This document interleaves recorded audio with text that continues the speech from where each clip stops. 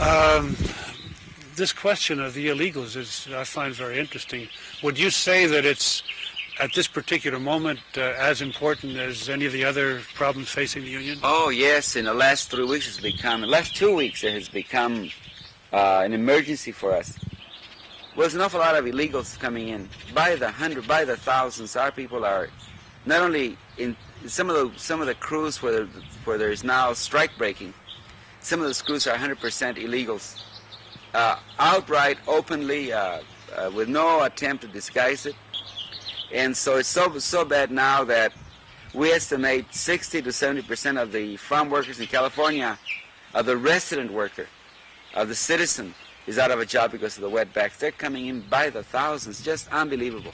See, they're coming in with the consent of the Immigration Service, which is part of the Department of Justice. How else could they come? We, for instance, know that if you go to Coachella, you go to around the El Paso area, the secondary immigration checkpoints have been unmanned now for at least 3-4 weeks. They're closed. They're at night. They're dark.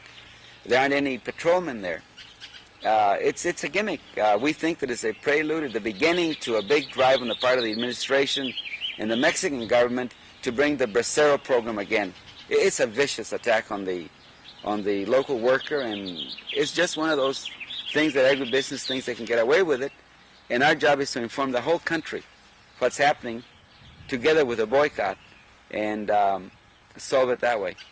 And so the workers themselves, even though a lot of them are Mexican descendancy themselves, are very uptight and very, very worried and very mad about the illegals coming to break their strikes, and it takes away their jobs, their livelihood, and so forth. Does that put you in an uncomfortable position to be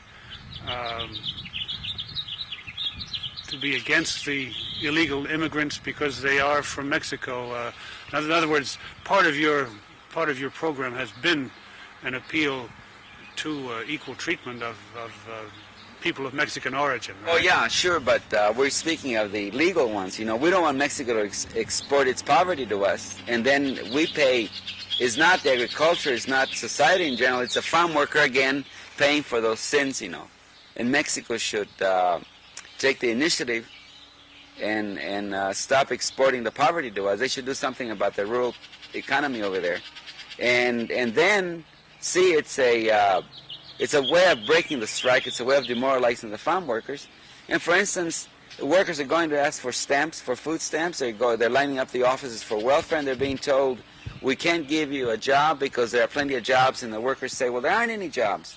We just came from the fields, they won't hire us, or they just laid us off because either because we're strikers, or because we're members of the union, or because the illegals will do the job for half the money we're getting.